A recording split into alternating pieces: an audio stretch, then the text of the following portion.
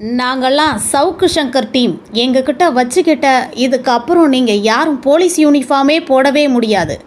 எங்களை பார்த்தா இந்தியாவே மிரளும்.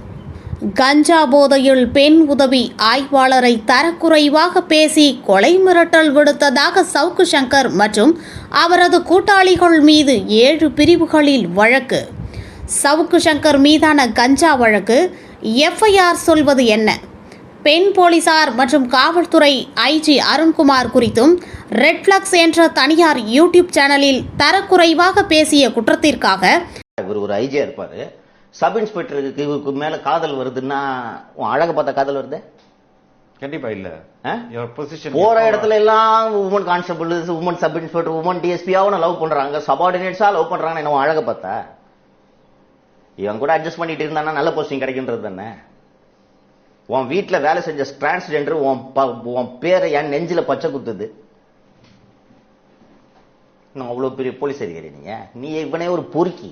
கோவை மாநகர சைபர் கிரைம் போலீசார் தலைமறைவாக இருந்த சவுக்கு சங்கர் மீது வழக்கு பதிவு செய்து தீவிரமாக தேடி வந்தனர்.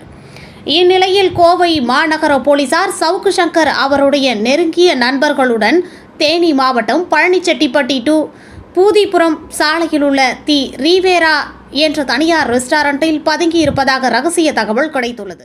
மேலும் அவரது கூட்டாளிகளான ராம்பிரபு மற்றும் ராஜரத்தினம் ஆகியோரும் உதவி பெண் ஆய்வாளர் பாக்கியத்தை பார்த்து நாங்கள் எல்லாம் சவுக்கு சங்கர் டீம், அவரை பார்த்தா இந்தியாவே அலரும், அவரை கைது செஞ்சா இதுக்கப்புறம் யாரும் காக்கி ட்ரெஸ்ஸே போட முடியாது என்று மிரட்டும் தோரணையில் பேசியுள்ளனர். ஒரு வழியாக அவரது கூட்டாளிகளை கட்டுக்குள் கொண்டு வந்த பழனிச்செட்டிப்பட்டி போலீசார் சவுக்கு சங்கரை கோயம்புத்தூர் போலீசாருடன் அனுப்பி வைத்துள்ளனர்.